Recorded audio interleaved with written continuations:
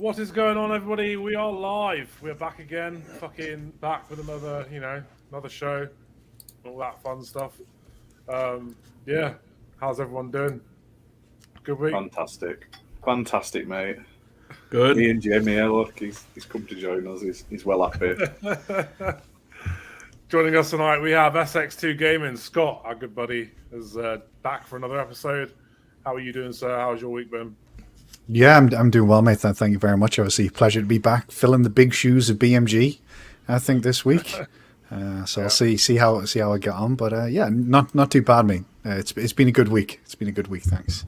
Awesome. Got to do a song BMG sang for us last night, so we've got to sing. No, I can assure you there'll be a couple of things. There'll be no French accents, and there'll be no singing from me. Which, to be fair, means it's probably a good show for you guys. Sentinel, how are you, mate? I'm doing well. I'm actually playing through Grand Theft Auto 4 again. Really enjoying myself. It's like it's kind of like my favorite game. Some people have that game where they play it multiple times a year. For me, it's Grand Theft Auto 4. I absolutely love that game. How do people find time to play games multiple times? Yeah, honestly, it depends. It depends on the game. I've got. Oh. Just me, those games I keep meaning to go back to, but never do. I've played GTA 5 quite a few times, but not GTA 4. I've installed the same 5 games every 6 months. I install them and go, I'm going to play these soon. Again, I'm going to replay them. Never do, uninstall them, and then I'd go, I'm going to play these games. Install them. What games you installing, Ash? Oh, let's see if I've got any installed right now. Dead Rising 4, because I want to finish some of the DLC off, and I quite like Dead Rising 4. And I'm missing one room. There's an achievement for going into every single room in every building, and I've missed one room up, and I don't know where it is, and it's frustrating. Is that really an achievement? Oh my god, that would do my fucking head in. Yeah, and I'm at 99.8%, so I'm missing one room, and I'm gutted. I'm trying to think what else. I keep reinstalling that Ubisoft game that's like my child's first Assassin's Creed. That came out a couple of years back. Phoenix Rising. That's it, and I never get round to jumping back into it ever in my life. I keep meaning about that. Bully, I've installed Bully multiple times, going, I want to replay Bully. I haven't got round to it yet. Alan Wake, I got the remaster. I haven't even played it, even though Alan Wake is literally one of my favourite games of all time. But I still haven't sat with the remaster and played it yet. There's loads. Honestly, I've got a pile. So I've started, though. I say that. I have started Resident Evil Village again. I mentioned it yesterday on the PlayStation show. While there's a Capcom sale on Xbox, I have picked up the DLC, and it's third person now. So I've decided to go back through the game and actually play it properly. So you're replaying the entire game before you hit the DLC? No, I haven't even finished the game. I bought it. Right. Got about an hour in, and I do not like first-person Resident Evil games. So weird, isn't it? It's not natural. It's just not right. It's not Resident Evil. So I was like, I'll wait. And then they announced the third person, and it's come out, and I've just not got round to playing it. And then I saw it on sale the other day. I'm like, right, today's the day. So I've picked it up and I've started. I'm not far. I'm a little further than I was last time, but it's so much better in third person. It's still not Resident Evil because it's like vampires and like spooky women, old women and stuff like that. It's become like a weird sort of Cthulhu-y game now and not Resident Evil, but I'm determined to get through it at least. And I've got literally all the old Resident Evils, 1, 0, Code Veronica installed, and I still haven't played them yet. So I replayed them, but I will one day. You know what it is, mate? My backlog was about 40 games long or something. And 2 weeks ago, I deleted most of them. I cut my backlog down to about 4 or 5 games now. I was like, I'm never going to get anywhere near the middle of this list, never mind the end of it.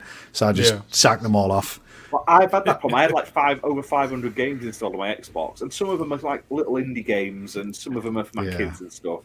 And I was like, I spend more time. It's like Netflix. You just flick on up and down. Do I want to play that? Nah. So I'm slowly but surely I can't do the all. multiple games at one time thing. I have to do one game at a time. I can't flip between them. I have currently figured out I've got a really shit attention span. I will play something for like a week and then I'll move on to something else. But I'm trying to get out that habit. Like I had a massive backlog of review games as well. Like we sort of got flooded at Christmas and then I was ill and then it got backed up.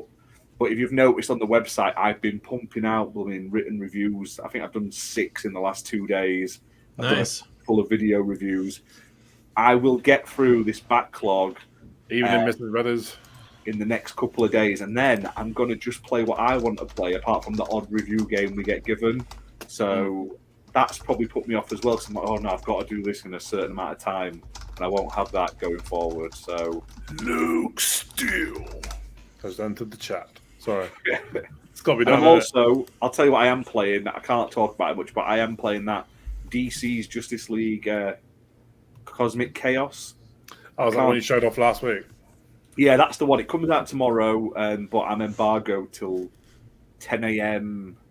CST or something. Till like dinner time tomorrow-ish, something like that. I'm not allowed to show anything. So we'll have some shorts going up early. We've got a giveaway of the game as well on Xbox tomorrow.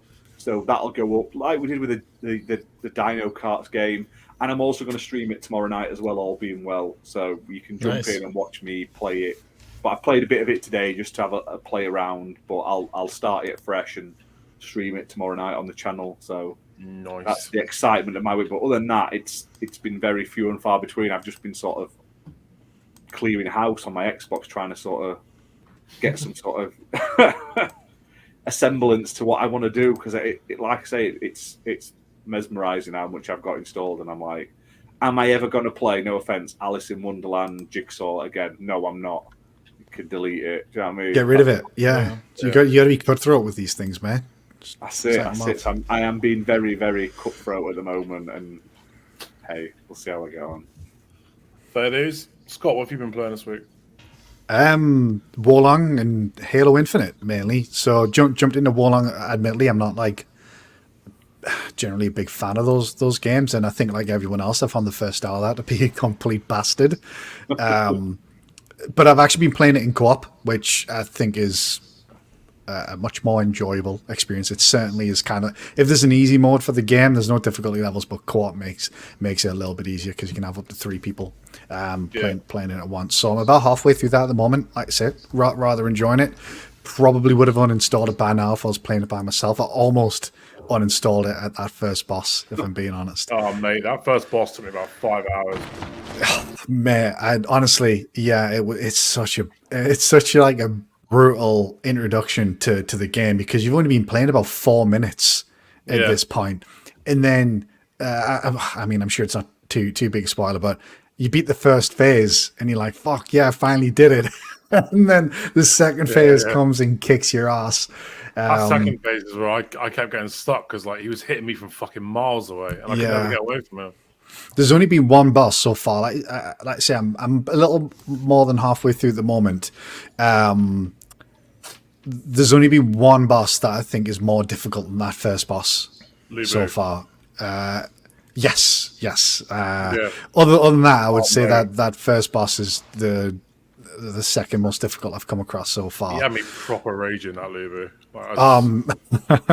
Yeah, even in co-op, it took us a fair few attempts. So, but yeah, I'm enjoying it. You know, I'm pleased to that I give it a shot and that I stuck with it past that first hour because I've thoroughly enjoyed it. And then Halo Infinite Season 3 dropped on Tuesday.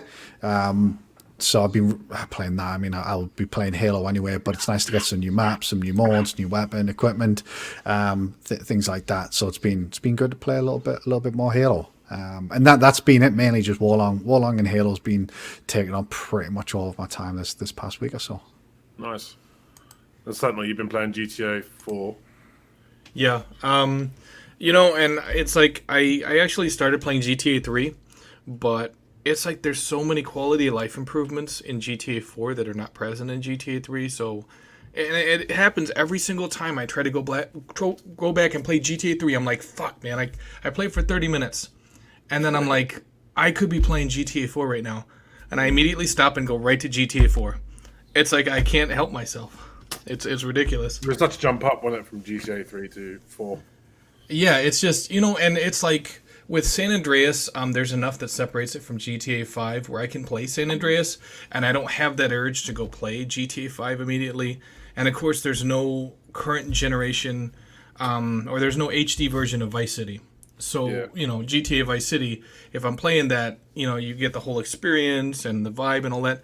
But with GTA 3, it's just so hard not to immediately abandon it and go right to GTA 4 because it's such a better version, And it's like back in the day, back during the PlayStation 2 era, GTA 3 was my go-to game. I play it all the time. I probably played it, from start to finish at least 100 times in my lifetime. But anymore with GTA 4 out in the wild, I'm just like, fuck, man, I don't even want to touch it, Yeah, that's fair. So, what have I been playing? I'll tell you what, I've been addicted to Wolong. I don't like Souls games. I don't like that whole run through the level, die, restart a flag, and lose all your progression. Can't stand that shit. But I've been having an absolute blast with Wolong. But then I loved the Romance of the Three Kingdoms games, and I also love Dynasty Warriors. So it's nice to see an alternative story being played out through Wolong. Made it most of the way through the bulk of the game without realizing I could upgrade my fucking armor, so that was fun. Oh my god, I was getting absolutely trounced. When I checked the achievement list, it said upgrade your armor to max level, and I was like, I didn't even know I could upgrade my armor. That's great. Thanks for that bit of information. But yeah, I'm addicted to it, man. It's such a good game. Nice. Yeah, I think my main criticism with it, mate, it's probably I think there's just a lot of repetition in some of the enemies, through the levels. You're in a completely different level, but it's the same fucking enemy.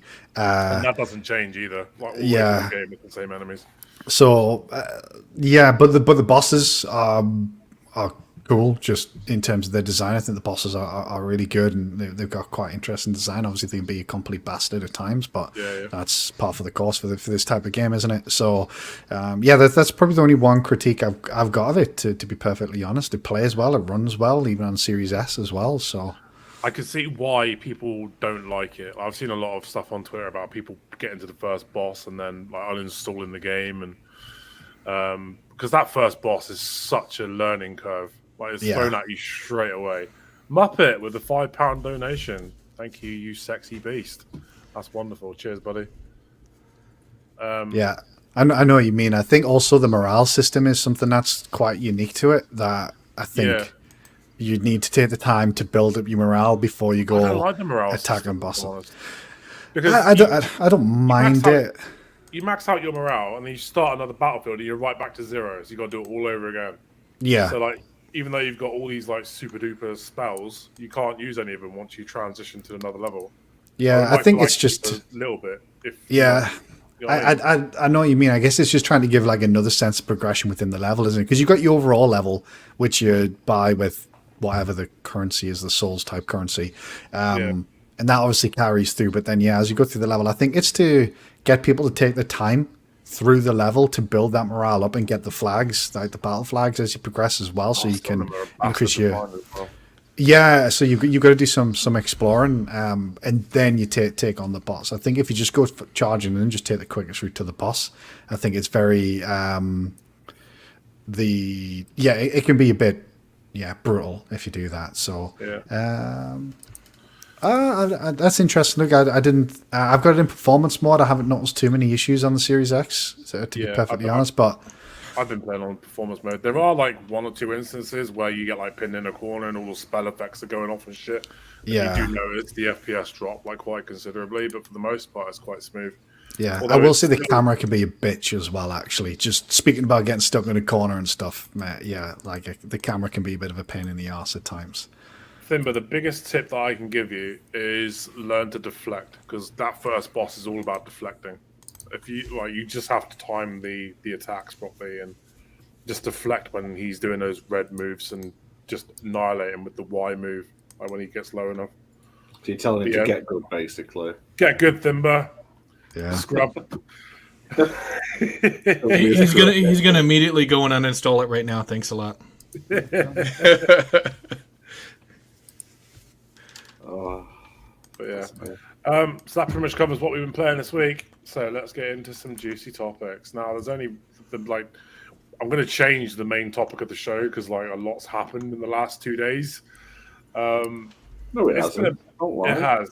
The whole CMA PlayStation thing. I think we need to talk about that because I think it's fucking hilarious.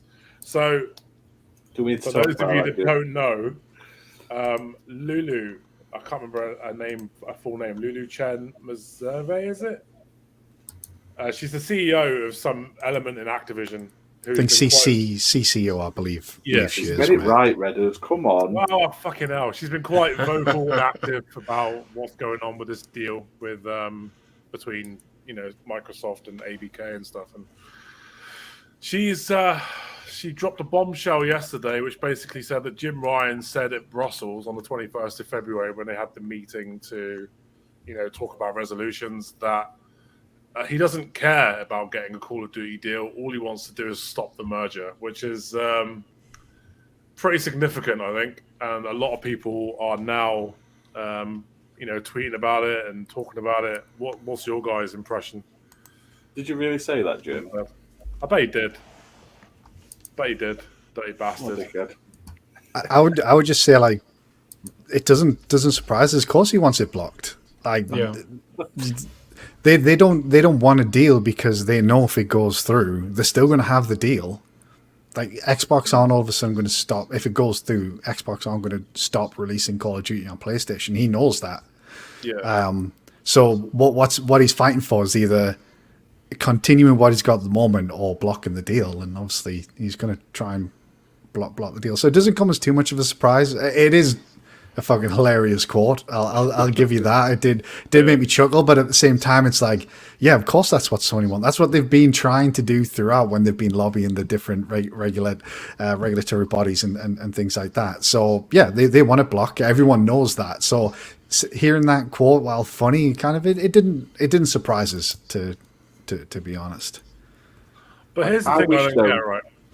Here's the thing I don't get. If he said that at the regulator meeting, after campaigning all this, we need COD to not be exclusive. There's been so much of this merger situation being focused on Call of Duty being exclusive to Xbox and shit. Why would he come out in front of the regulators and say, I don't want a COD deal, I want the merger blocked? I don't understand that logic. Do you think he said it in front of the regulators, though? Or do you think he said it to her and maybe other representatives from Microsoft and Activision? I doubt he said that in front of the regulators. That's probably a passing comment that they had in conversation. I'm seriously hoping, though, she whips out later on. She's got those little recording pens off Santa Claus 3. And it's got, he's saying it. He's going to be I didn't say that. And then they're going to go to this hearing. They're going to be just pulling it out. She pulls it out like she's wired. She's like, this is what he said. Yeah. But at the same time, look at the stuff. Look at the stuff that came out with the CMA. Sony's response to the CMA this past week that came out, which was SIA's official stance, is you need to block it, or you need to make sure that they sell off part of the company as part of it. Who the fuck is Sony they're telling regulators what to do. This is why well, I understand. Why I guess have that much influence.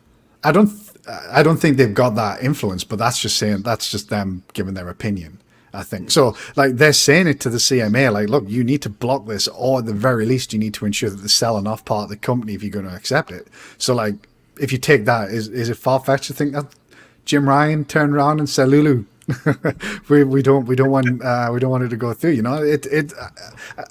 I think it was blown out of proportion a little bit, to be honest, because yeah, of course that's what they want. It's what we've known they've wanted the entire bloody time. Yeah, I like that everyone's attacking her though, and they would never say that. And when you read the petty responses and all of the actual sort of documents, you're like, yeah, they did. It wouldn't surprise me if he said way worse stuff. But if you were Xbox in their position, they'd probably say the same thing and do the same thing. 100%, mate. 100%. Of course they would. No, Xbox. I don't think Xbox wouldn't, because they would. It's like Phil Spencer is not the same type of guy that Jim Ryan is. I know we give Jim Ryan a lot of shit, but he's very cutthroat. He's like, I don't want to cooperate with Xbox. I want them out of business. That's exactly how he is. Whereas Jim Ryan would be like, or Phil Spencer would be like, well, let me put on my knee pads and see if we can work something out. It's like, stop doing that shit. It's like, stop being it's like, stop bending the knee. Stop trying to be, friends with them. It's like, Jim Ryan doesn't like you. He's not going to invite you over for Christmas dinner. Fight the motherfucker. That's how it is. To be fair, right, if Xbox was the market leader in the same position as Sony, they would be bastards. They would be like cutthroat. They'd have exclusivity deals. The only reason they don't is because they're last. And you've got to play nice to look nice. But they don't technically have to play nice because you have a $1 trillion corporation backing you. But they don't, because if you remember, the U.S. government has been going round and round with Microsoft for fucking years, for decades. They fought Bill Gates so much over all kinds of shit. So what they're trying to do is say, hey, Xbox is the good guys. Don't worry about Microsoft's past. Look, Xbox is the good guys. Phil Spencer's a nice guy. He's kissing babies and he's shaking hands and shit. And it's like, stop with that shit. It's like, fight Jim Ryan. Say, you know what? Hey, you either accept this 10-year deal or you're not getting shit. That's what they need to do. They need to say, fuck it, the gloves are off. I think they are doing that a bit though, aren't they? Like that's what their lawyers are doing. Like if you read the stuff that's come from the lawyers and stuff from Brad Smith, I think Phil Spencer's kind of like the good cop and Brad Smith's maybe a bit like the bad cop or the lawyers are the bad cop. So I think there is a little bit of that, but I also imagine Phil Spencer publicly, what he's saying is probably a little different. I would love to be a fly on the wall in one of those meetings with Phil Spencer, Brad Smith, and the lawyers that are involved in this, because I imagine his tone is slightly different. So there is that as well. We've got to remember that he's a very well spoken. He's very good at speaking publicly. He knows that people like that. Luke says the lawyer's always the bad cop. 100%, mate. They are a bunch of bastards.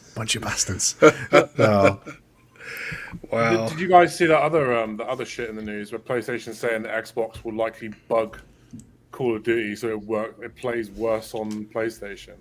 To me, that was very specific. Like that, there seemed to be a bit of. That's because they looked at all those games they've been porting over to Xbox and went. That's the thing. I'm like, that was so specific. Right. It's like, well, you can't let them do what we've been doing. That's not fair. So, exactly. Yeah. That quote was comical. Yeah, that was comical. Well, and it's like this whole deal. It's like Jim Ryan is basically doing everything he can to stop Phil Spencer, but it's like Phil Spencer's not the one you have to worry about. He's a nice guy. Bobby Kotick is a fucking dick. He's done all kinds of shit. He told a female employee he would have her killed. It's like Jim Ryan. It's like if you block Bobby Kotick from getting $68 billion, regardless of what Twitter says, he's going to cut you off. There will be no Call of Duty games on PlayStation after that bullshit because he'll be like, "Fuck you." He's sat there like the Godfather, like, you insulted my family and all that shit. Yeah, exactly. There's going to be a horse's head in Jim Ryan's bed if this doesn't go through. He's going to be pissed. Because I don't see like a way forward where PlayStation win this. Like even if the deal gets blocked, they pretty much fucked up the relationship with their Activision. The license expires in 2024. Yes. So there's nothing to stop Xbox like aggressively pursuing that marketing rights, which is basically what PlayStation's been fighting for anyway. So I just don't see how it can end well for PlayStation at this point. And I know what you mean when you say that, mate. Like. There probably is going to be some, if it doesn't go through, there is probably going to be some damage between that relationship. But what I would also say as well is these are just two big fucking companies that just want lots of money. And as soon as PlayStation turn up and go, here's another however many millions of pounds marketing, they'll probably go, oh, okay, sorry, all forgiven. So money talks. They would literally die. Yeah, but the whole thing is like this. PlayStation shows up with their $20 or $30 million, and they're like, here you go. And it's like Bobby Kotick's like, so let me get this straight. You just cost us $68 billion, and you think $20 million is going to work. They're like, it's not going to work. They're like, maybe 2 or 3 times as much as you were paying before. That's how much you're going to be paying now. Kick that VIG up a little bit. You're going to be paying more from now on. I reckon Xbox, if they don't get this deal, they're going to become super aggressive. I can see them just becoming absolute bastards. You say that, but they weren't before. They lost the Xbox, the marketing rights for COD. They had them, They had them in their hand. We had an exclusive COD yes, 2, yes, and but they shot that away. You gotta remember though, that was around the time that Ghost came out, and like the fucking popularity for COD was like declining anyway. So, I mean, it kind of made sense to get rid of it at the time because, like, but this the worst years of Call of Duty when that happened. This is Jim Ryan kicking him in the nuts with a pair of cleats. So believe me when I tell you that they could just say, you know what, fuck it. Activision Blizzard will pay for Call of Duty exclusivity on Xbox for the next 25 years. And then PlayStation will be like, oh, shit. Oh, fuck. Yeah, exactly. Yeah, it's going to be interesting for sure. I can't wait. Honestly, I can't wait until it's over. I just want to know at this point. And you know what? It's like thank you, buddy. Really appreciate it. It's like I don't even want Xbox to have Call of Duty exclusively. I want PlayStation gamers to have that too. But I just want this deal to be done because out of all the companies that could have been acquired, Activision Blizzard was the last on my list because I play Call of Duty, but I sure as hell don't really care if Call of Duty is exclusive to Xbox. I don't care. The only reason why I want Xbox to own Activision is so they can get rid of Bobby Kotick. That's the only reason. That's it. That's exactly right. Go, and I think this is the only way he's gonna go. Yeah, like that man is a cancer. I want. Well, and all those employees, all those employees they've been getting shat on for so fucking long, and them getting picked up by Microsoft is the only way he leaves. It's the only way this whole situation with those employees in such a horrible environment. It's the only way it gets fixed. Absolutely. But I want them to revive some of their older IPs. For fuck's sake, we've like every studio is working on Call of Duty. Prototype. Prototype 3. I really want. I mean, you wanted the True Crime. Yeah. You got Crash Bandicoot, Spyro. They could do something with those. Like, there's just so many IPs that they're just not working on. Guitar Hero. I think they should bring back Guitar Hero. Yeah. We need to bring back the best Spider-Man games. All those crappy. They were shit. Times. And then the PS1 Spider-Mans were amazing. They should bring them back now. They weren't amazing. They were the only thing available. That's why they were amazing. Rose-tinted glasses. That's what it is. PS1 Spider-Man games are horrible. It's still amazing. Yeah, that era was when like movie tie-in games got a really bad rep. Really bad. Are cringe, but the PS1 Spider-Man games where you had the Fog of Doom are fantastic. Absolutely amazing. I can't remember that one. 250 collectibles, but no guide. Those kind of games. They're fucking brilliant. Yeah. They're tucked away in like the tiny little alcoves of the fucking skyscrapers. You have to have like dumb luck just to see them. No, you know what, Ash? Fantastic. Ash needs to do like a modern day review of the Spider-Man games on PlayStation 1 and be like, all right, I was wrong. These are kind of crap. Do you know what? I will. Do you know what? I will. I've got them on my PS Mini. I've modded it and I've got them on it. I will play them at some point soon. There you go. Retro reviews them. I love them. They're janky, but they're amazing. And there's nothing you say will change that. But I'll go back. I'll go back. Like I say, if I had to play Final Fantasy VII, which is crap, I will go back and play Spider-Man. Do you remember that Activision Incredible Hulk game? Ultimate Destruction. Fucking dreadful.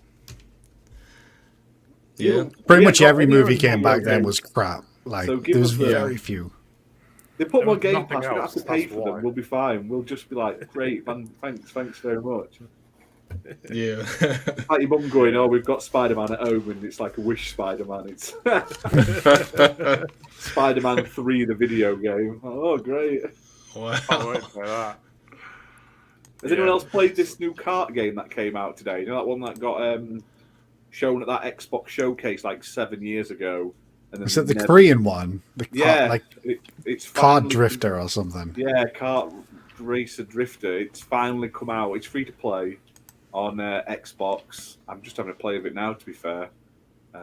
Get a Porsche.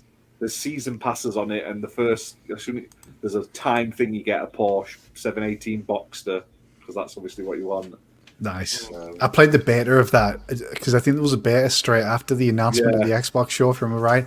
So I did play it then, and it's just a poor man's Mario Kart, isn't it? So I didn't play it for very long. So it could have legs because they're doing like loads of like tie-in stuff. Like there's this season pass, and they're also doing a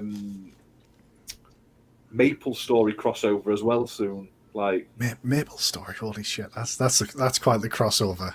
That's amazing, isn't it? Like, and I'm like, I can imagine when these. If it was like Fall Guys and they put all those random weird like crossovers in, I'm all for it. So I thought, you know what, I'll have a play and see what it's like. So quite cool though so far. I've not played a lot, but I'm a sucker for a good kart racing game. Hold on, Sid. Are you gaming while podcasting?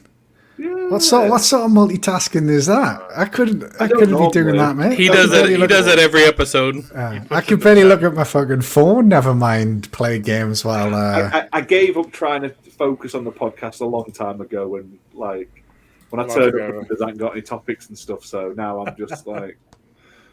So season 1 premium racing pass is 500 tokens.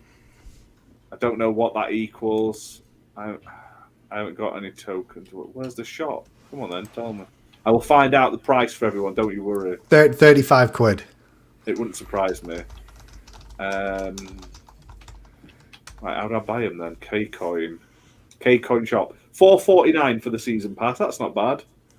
No, that's fine. There are packages you can buy, like characters for like £5, which is I think is a bit pricey. But there is in-game stuff as well. You can buy characters and stuff with in-game credits, which is nice. You can buy a Deuce Coupe package, which is basically a drivable toilet. So, I mean, what more do you want from your video games, people? You can have Adventurer Brian, who was a knockoff Indiana Jones, driving a toilet. I mean, I can't do better for you. This is like, you don't get that in Mario Kart. Top quality content. That's what we love. Nice. You can even buy single levels as well for the season pass. That's quite good. More games should do single level buys for season passes. You're welcome. I can't imagine that's going to be a particularly popular opinion, Ash. More people will be saying they need to get rid of battle passes. You'll say, let us spend more money on them. But they always do battle passes, and you get that one where it gets up like 25 levels. And there's times when I've been playing like Sea of Thieves, and I've got to like level 47 out of 50, and I'm like, I can't get these last 3. I haven't got time. I would happily pay an extra couple of quid just to get to the end, and just say, well, I'm not going to get it otherwise. Let me have it. But I understand why people wouldn't want to. But yeah, still. To be fair, I think some do. I think if Fortnite does. That lets you buy individual levels. I think some games do it at least. So let's move on to another topic, shall we? Yes. That was the topic, was it? Oh, right, nice. Well, I thought you were off like waffling on about nonsense. So I thought I'd just let you go. A bubblegum blowing punk with an eye patch. I mean, what? This one here is like called Original Neo. He looks like a samurai sort of superhero. I mean, amazing. Awesome. Life is good. This one's dressed like a it's like a fat thing dressed like a bunny rabbit. Amazing. Fantastic. Sold. So, that's it. I'm on it, guys. I'm on it. Do you know what? I shouldn't be recording this. Let me record. There we go. So Ash is a machine, though. He's always pumping out these articles and playing during podcasts. I mean, he knows what he's doing. It's all good. It's it. Only the best. So, some news broke today. Apparently, Suicide Squad Kill the Justice League has been delayed again. This has now been confirmed by Bloomberg. Jason Schreier has done a fucking article about it. Apparently, it's been delayed after fan backlash. So, yeah. I'll tell you what, I'm really disappointed by Suicide Squad Kill the Justice League. That was one game I thought, you know what, Rocksteady's at the helm. It's going to be great. I can't wait. And then they showed off that gameplay and it was like, oh, great. This looks fucking shit. And I was so disappointed. I don't want a live service superhero game. It doesn't work. Yeah. Gotham Knights, dreadful. Avengers, dreadful. Like, I just want a fucking superhero game, single player, don't care about multiplayer. Just give me a really compelling superhero game that's a single player. That's all I want. Like Guardians of the Galaxy. Yeah, Guardians of the Galaxy was great. Absolutely fantastic, because it didn't try to be a fucking live service. Yeah. I think the problem that I think they've got right is, obviously it's not official, and I'll be curious to hear from them what the at least what their public stance is on the reason for the delay. But what's being reported is that it's due to backlash. But the backlash is because of like fundamental design choices that they've made when developing the game that can't be fixed in 5 or 6 months. That's exactly right. They're going to remove the battle pass in the next 5-6 months. They're going to make it single player only, take out the co-op. Like ultimately, the game isn't going to significantly change in the next 5 or 6 months. That's going to address any of that feedback. Really, at least in my opinion, it's not going to change. All they're going to do is probably polish it and make sure it's got more content in the shop, ready for day one. Do you know what I mean? That is literally. Well, here's the thing, like you're playing as 4 superheroes. They're supposed to be unique, have their own fucking perks and shit. They're all using guns. And that's the problem with it. Why was that giant shark thing like flying around? It was weird. Yeah. And do you know what? I don't mind having the shop for costumes. I begrudge it, but it doesn't affect the game or anything like that. But this feels like the whole game is built around taking your money. Do you know what I mean? Like, just from looking at it, it didn't look anything like an Arkham game. And to be fair, if they hadn't said this is like a spiritual sort of an official follow-on in the Arkham sort of timeline, you probably wouldn't mind as much. But the fact that it is, you expect like in a dark, gritty Arkham style game, and that's not what we got at all, is it? So they've got such a pedigree for these superhero games. I mean, the Arkham series like basically proved that superhero games can be fucking great. They can be awesome, and they've gone the complete opposite way. And it's shit. I mean, Rocksteady, they're known for their quality. I mean, fair play. Like the Suicide Squad gameplay did look smooth. It looked like buttery smooth, but it doesn't look like a Rocksteady game. It just looks like Crackdown 3 with DC characters. Do you know what I mean? It just didn't look. It didn't look great at all. Well, yeah, and you're right, because Rocksteady has always, since they've been making these Batman games, they've set a certain level of expectations that gamers have. Because with Arkham Asylum, it wasn't as open, and it was much more closed. Tighter levels, but it told a great story, and the Batman Arkham Asylum game was phenomenal. It was probably the best Batman game we'd had up to that point. Then you have Arkham City, and you're talking about verticality as well as huge wide open areas. Of course, Arkham Knight just expanded on that, and it's almost as if Rocksteady was afraid to constrict those levels again. I don't even think it was Rocksteady. I don't think they're the reason why it's gone the way it has. I blame Warner Brothers. That's true. I think Warner Brothers have become pure fucking greed at this point. Yeah. I mean, they even did it with Gotham Knights. Like Gotham Knights was just a fucking live service fest. Yeah, but Harry Potter was Warner Brothers as well, and that wasn't live service bullshit. Yeah, but that's a single player, though, isn't it? So but so should this really. So was Batman. So like, how much is it on Warner when I guess they've proven at least with Harry Potter that the Hogwarts Legacy that they're happy to release these types of games, complete single player games, no live service bollocks. Yeah. So I don't know. Like, I think part of the problem with this is it's been in development for so long. The industry is a completely different place. What was it, 8 years ago now? Yeah. Since this would have started. That's a long fucking time. That for a game, the industry moves pretty quickly. You got Mortal Kombat 12 coming out this year. I'd be interested to see just how much live service shit they throw into that as well. If that comes out, it's another. You know what I mean? Because Mortal Kombat always had the multiplayer like forefront, which is fair enough, but it wasn't really live servicey. But I'm interested to see just how live servicey 12 is going to be. I know this is an Xbox show, but it is important for me to bring this up because Insomniac, of course, they've made the Spider-Man games, which has a lot of verticality. It's pretty much similar to Batman in how these levels are designed. But then you have Wolverine, which isn't known for his verticality. So it's going to be interesting to see how Insomniac kind of scales that down for Wolverine. And a lot of people are going to be comparing that to eventually when Suicide Squad comes out, where you have characters that don't fly and don't have a grappling hook and shit like that. And they're going to be like, well, you know what?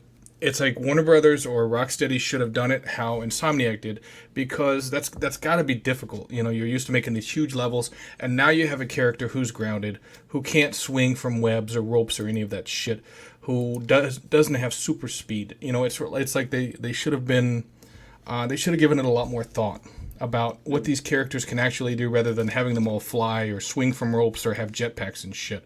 Because that's a big complaint people have. You know, like you said before, why are they swinging around and on rooftops and stuff? Yeah, they're all doing the shouldn't same be. shit. Yeah, Like, exactly. They don't look unique, and you know, it doesn't give you any incentive to try different characters if they're all doing the same fucking thing. Yeah, Like, it's just what's the point? At least got ultimate abilities, haven't they? That's the unique part, isn't it? There are some abilities. At least we get Crackdown 4, I guess. Yeah. I'm looking for. I like the Crackdown style gameplay. I just don't want it in this game. It's not what I was expecting based on what they were telling us and stuff like that. So yeah. All the stuff they said. When you say sort of Arkham style game, I expect dark, gritty, sort of coolness, but that's not what I got at all. So we'll see. Yeah. I have to wait and see. I can't remember what the new release date is. Did you also notice though they were on about there'll be extra characters added in the future as well? That's where they're going to make money. It's not just going to be those four. They're going to start bringing out more and more blooming characters. Yeah, and you're all going to be pay for their gear. Yeah, cha-ching! It's disgusting. I can't stand it. Anyway, let's move on. There was another bit of news out today. I can't think what that is, though. Oh, it's not today. It was yesterday. Starfield now has a release date. Hooray! In September. Hooray! You guys excited for it? No. I don't care for Starfield. I apologise, guys. It'd probably be a great game, but as I've said, I haven't got time to play 200-hour games. Too busy playing fucking kart races, that's why, mate. Free-to-play kart races. That's where it's I'd rather play kart races than Starfield, but it's great that it's finally got a release date. Yes, it's about 2 months later than we were expecting.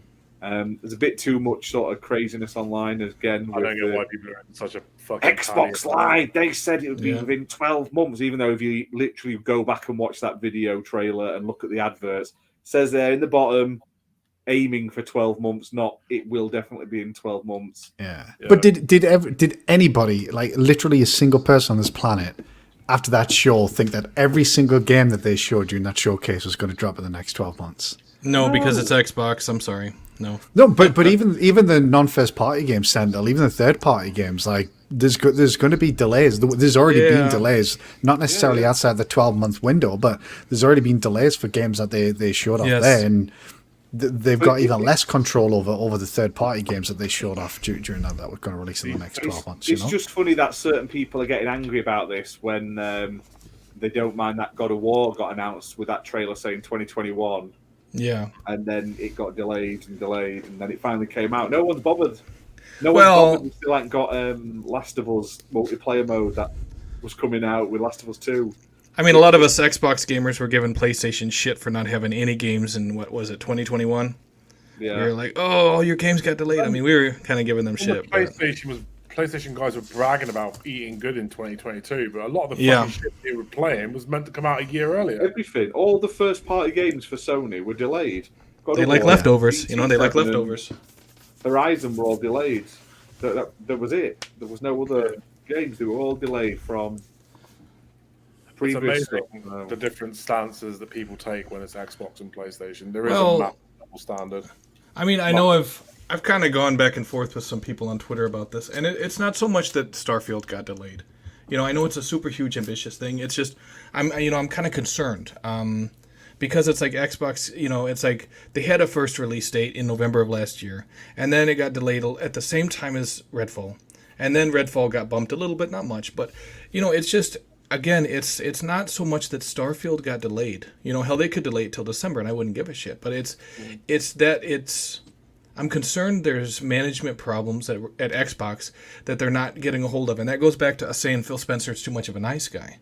You know, you can't be a good manager and a nice guy. You just can't, because in order to be a good manager, you got to step on some toes. You got to say, hey, we got to get this done. We got to push a little harder, and it's going to piss some people off. But Forza Motorsport's also coming, so you have to think, well, they blow their load all in like 3 months and release everything, or do they like strategically place them throughout the year?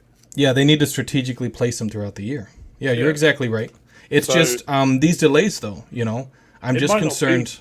It might not be delayed because the game needs more polish. It might just be because they've got nothing to cover the holiday period. Maybe they're bringing Forza Motorsport forward. Maybe that's coming in the summer instead of, That's definitely a the end of the possibility. year. Yeah, I did tweet about that actually yesterday, Reddit, because my question was basically like, if Starfield September, surely they've got another game for Q4.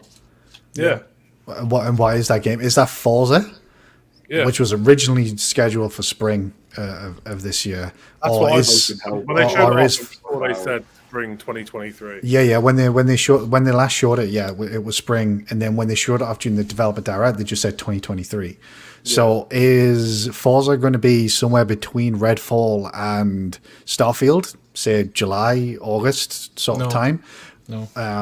Or Sentinel, is it going to be Q3, sort of October, November, December, Yeah. or maybe guess November? But is Forza a big enough fall game? Yeah. Would- It's because Do you think? It's because Forza is a graphical powerhouse. They want it to be the best looking game on the Series X because Forza games are always the best. And with the whole ray tracing thing, a lot of these developers are still learning how to fully utilize this hardware. I think that's why it got delayed so much, and why they're saying, hey, maybe October, November, like you said, just because they want Forza Motorsport 8 when it comes out to look amazing, for there not to be a game that looks better than it anywhere. That's what they want. Honestly, I think Forza Motorsport is going to be, massive. Yeah. Honestly, I think it'll be massive. They dropped the ball with the last one. I think Turn 10 have got something to prove, and I think when this game comes out, it's going to be fucking massive. Yeah.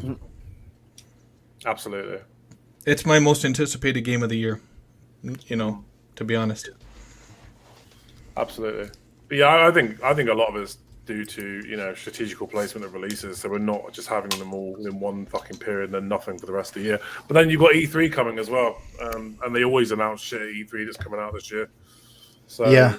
I mean, know what I speculated that maybe Hellblade 2 could drop later this year if Forza's if Forza is earlier in the year. So, they could have, Minecraft April, Redfall May, Avowed Forza somewhere. July, Starfield September, maybe Avowed. Hellblade 2 November. Yeah, I think Avowed's probably next year, Sentinel.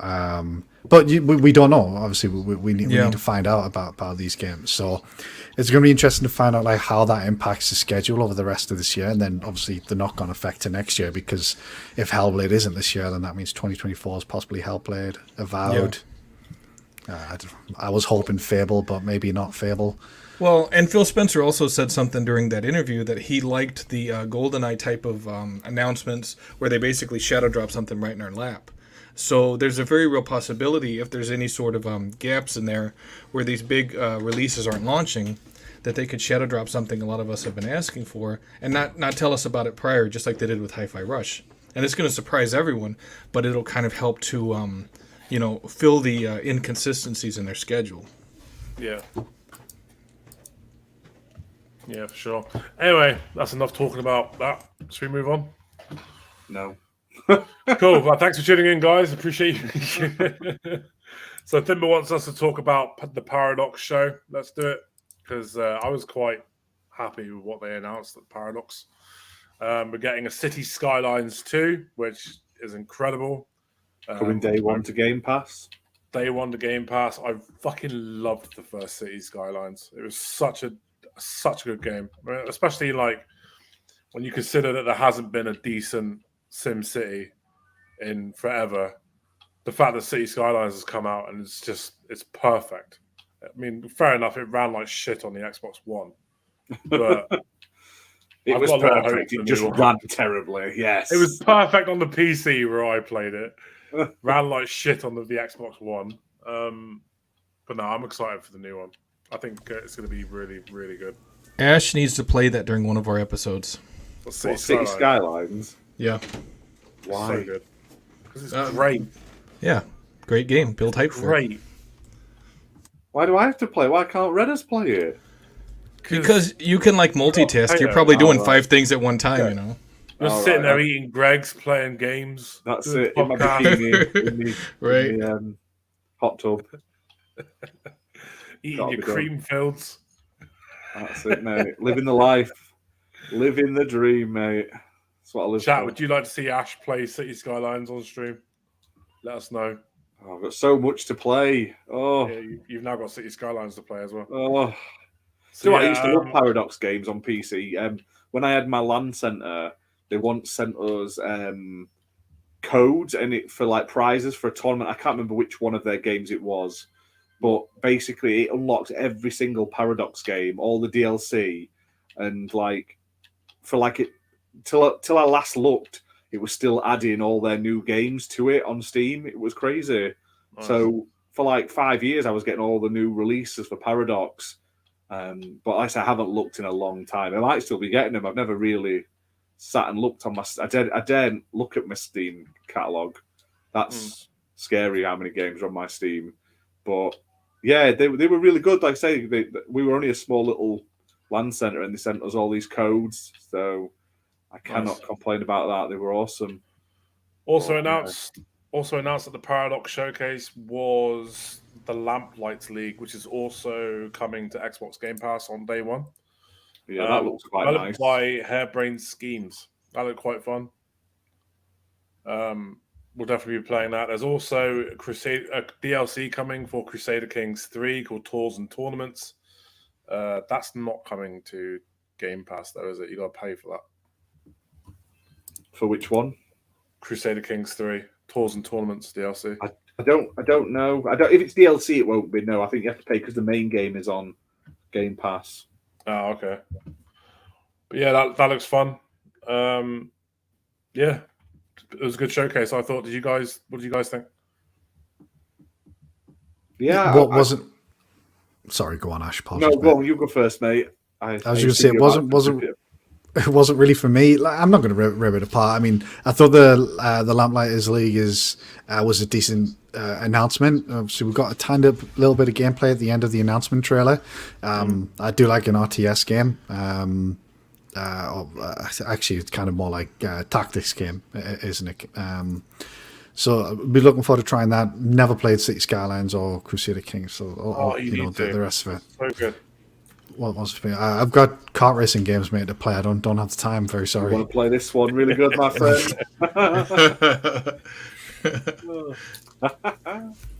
Fair dues.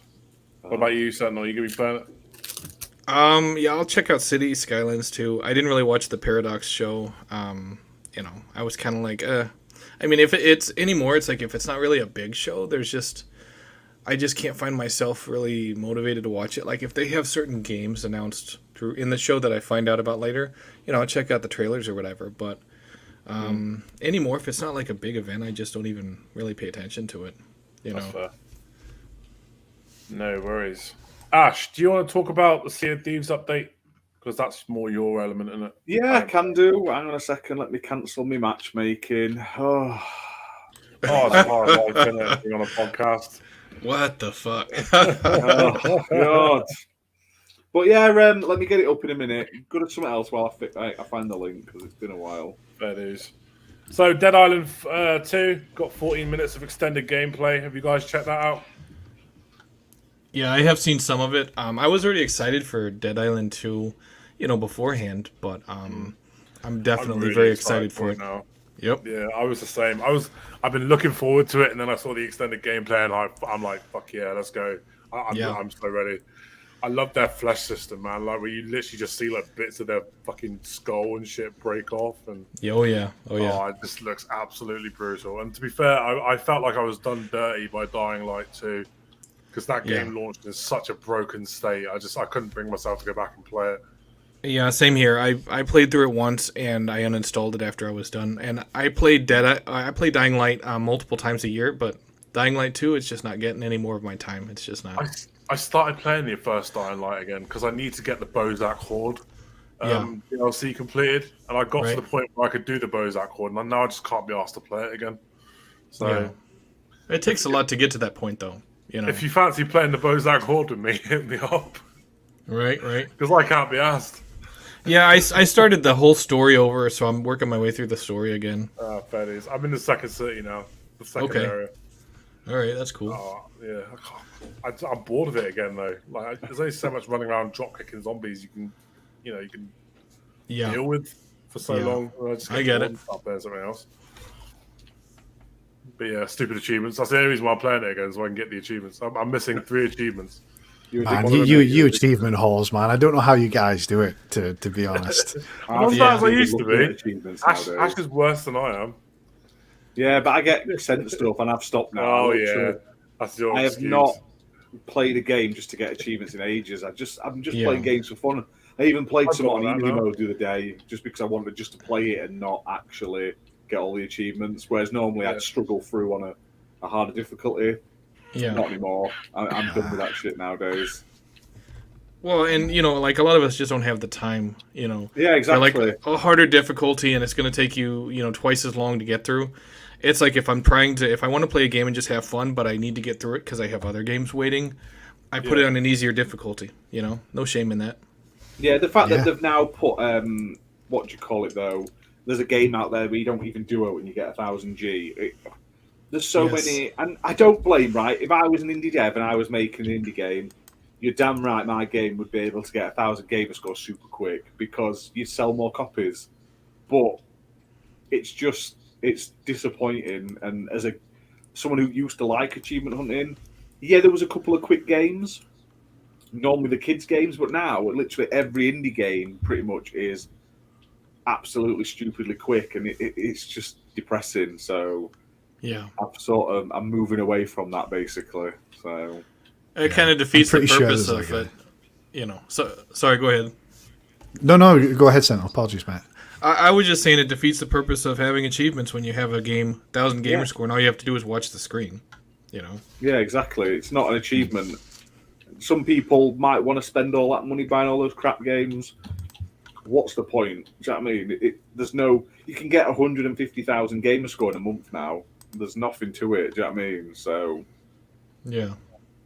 I've had my Xbox account since 2004, something like that, and I'm on 90k because I literally couldn't give two shites about achievements. I just never really cared for them. And that's funny, Scott, because for several years, most of what I played was Battlefield 4 multiplayer. Yeah, same Battlefield 3 and 4 Sentinel. Yep. Same here, mate. Modern Warfare 2 on 360 as well. Kind of consumed my life during that period. So, and it's like you're not chasing achievements. You're just having fun with it. Yeah. Yep. Exactly, man. Exactly. I like now just when I'm playing randomly and something pops, I'm like, oh, that's nice. I've got an achievement, and I'm like, that's pretty cool. Watch the screen for 20 minutes. Oh, that's nice. Yeah. That's it. Yeah, exactly. If I'm playing a game, I kill someone randomly doing something stupid, and it goes, boom, achievement. I'm like, yes. Big shout out to UK Dazarus for becoming the newest member of the channel. Thank you very much. Enjoy your emotes. Enjoy your nice new little badge. Enjoy all of your members-only videos. There's a fair few up there now. I put them out every Saturday. Videos of me eating stupid foods, me playing terrible Shrek games, me doing tier lists, all that sort of stuff. And they're for members only. It's 99p a month. So big thank you very much. I'm going to check what the next sort of... we have it like we get so many subscribers, we can get more emotes, and the next rung of emotes is going to be all of our faces in doing stupid faces, basically. That you'll be able to use in chat. So nice. But for some reason, you can only put so many emotes on at a time. So Ash has promised us his orgasm face, so that should be a good one to look out for. That's it. It's the same face. It's red as his mum's took the photo for me, so it's great. Oh, we love each other here. You need a new member jingle. Yeah, that's it. I want to do like it says you should do a new members like welcome video and stuff. So we need something cool. We need like a little thing that pops up on screen saying new member. So Redders, get your guitar out, get this jingle written. BMG can sing it. It'll be great. Thank you for your quid. That was it. After the jingle. Yeah. Thank you for your quid. YouTube will take half of it, but hey ho. Oh, fucking hell. But yeah, right. What are we on? Have you done the Sea of Thieves news yet? No, I will sort them out in 2 seconds. I'm just having a look at the emojis. Yeah, option. I know the. Why is YouTube so much of a finicky bag of shit? Jesus Christ. Whilst you're doing that, I'll do another topic. So apparently, Dr. Disrespect is excited for 100k blockchain items in games. Oh, what a bag of shit. Moron. Yeah, I can't stand him, honestly. He's become one of the fucking biggest dickheads on Twitter. Who the hell wants I don't get this whole fascination with blockchain games and NFTs in games. Like, nobody wants that shit. Yeah. And if you do, you are insane. I mean, he's a dickhead until someone shoots a pellet gun in his window again, like they did a couple years ago. He got drive-by, didn't he? Yeah. Someone drove by his house and shot a pellet in his window, and he's like, oh, shit. He was on live stream when that happened, too. Brilliant. Fucking dickhead. I can't stand him, honestly. Can't stand him. Yeah. That is pretty funny. Do you know what? You always knew when he announced he was making a game, it was going to be either rubbish or a massive cash grab or a scam.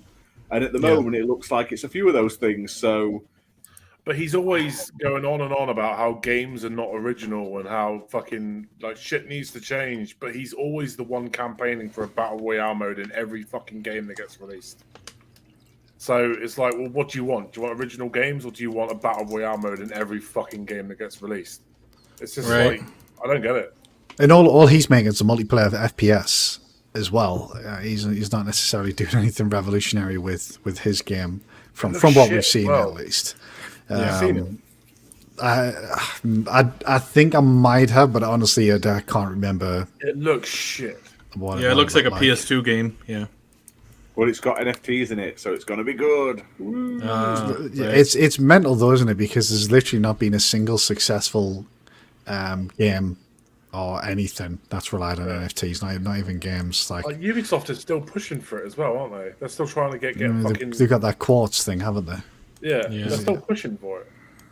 Oh, that thing, that advertising thing where I quoted them 5 times what I would quote anyone else. They never got back to me, weirdly, the NFT people, the NFT game. So I don't blame them. I mean, if I'm going to sell out and shill an NFT game, it's going to be worth our while. So I offered them. It was like 5.5 times what I would charge for the same sort of content. They never responded, funnily, but. Probably wouldn't have been a good advert anyway. We'd have literally probably just said it looked crap. It was going to be like they wanted us to sort of like watch one of their announcement videos with the gameplay and discuss it and stuff. I'm like, you could do it, but as a super excited, coming soon. This massive heaping pile of shit. You know what I mean? Just over the top, just negativity. It'd be fucking fantastic. But yeah, NFT ruined the planet. They're just dickheads on Twitter with the hexagonal fucking profile pictures of monkeys. Including features you never asked for. Yeah. For stuff you don't want to pay for. Do you remember in games when you unlocked a skin for your gun for free? Well, now it's £100,000 and someone can steal it. Yay! I always wanted my extremely expensive item, which isn't really worth anything. It's just a made-up number that people put on. Do you rent a Lamborghini and shoo away homeless people? This is a game for you. Wow. Yeah, they weirdly never got back to me. Look, it wasn't one of those I had to say it was good. I just had to react to the trailer, which I thought was great because I could say exactly what I thought and get paid for it. But that's fair. Weirdly enough, they never got back to me. Sorry, guys. All you NFT lovers that listen to our channel, clearly. But yeah, I'll jump on this Sea of Thieves stuff. So they have announced their 5th anniversary celebrations. It's been 5 years since Sea of Thieves came out on March 20th. It's 5 years. So they're going to do a load of things. So first up, there's a Marauders medley event. Basically, it's challenges that revisit updates that have been added over the last 5 years. You have to sort of jump in to complete goals and unlock cosmetics. Basically, like a greatest hits tour of some of Sea of Thieves' most memorable updates. They've then added a whole host of paid cosmetic items, unfortunately, but they do look quite nice. If you jump on Twitch between the 16th to the 20th, there's a load of free gear you can unlock in Twitch drops by watching streamers. They're doing a documentary, like a making of documentary that looks candidly at the highs and lows of Sea of Thieves development and release. That's coming out on March 20th. I'm looking forward to that. It's like feature length, so you're looking at maybe 2 hours. It's nowhere near in comparison to the like 700 hours. What is it called? Double Fine one that came out recently. That literally had like an episode for every single thing in the game. But I'm looking forward to it. I'm looking forward to seeing how it progressed and especially how it launched, because it wasn't well received at launch, Sea of Thieves. We've got a community weekend coming up the 25th to the 27th of March. And then we've also got Season 9 starting on March 16th. New content, new costumes, a whole new battle pass, free and paid tiers. There's a new high-value loot item added called the Chest of Fortune. There's all sorts of new stuff being added. They're also making it easier to find and sort of come into contact with Krakens and the Megalodons again, because they've made them rarer. But like I say, I've played Sea of Thieves like 10 times in a row now and I've never once seen either of them. So they got stupidly rare. So they're making them more likely to sort of spawn on you, which is cool. More quality of life things, like when you grapple a chest onto your boat, it automatically drops it on your boat, so you don't have to manually keep coming and going. Little stuff like that. Seagulls will circle loot from sunken player ships as well. All sorts of little things like that. Definitely watch the video that's online, showing it all off, showing you all the different cosmetic items and stuff like that. But yeah, happy 5th anniversary to Sea of Thieves. It's crazy how it's gone from being a very empty game at launch to pretty much one of the best sort of live service games on the market at the moment. And it grows with players every bloody year. So I'll tell you what, I really wanted to like Sea of Thieves, but I played it right at the start when there was basically 3 mission types. It was go there, kill skeletons, go there, collect treasure, go there, collect this. And I was like, this is so fucking repetitive.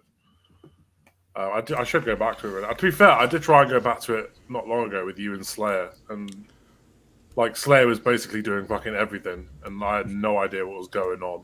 Oh, neither did I. I just played with Slayer because he would like you'd get on the ship and he'd already be at the island digging up the treasure while you're still putting your clothes on and stuff. It were amazing. Yeah.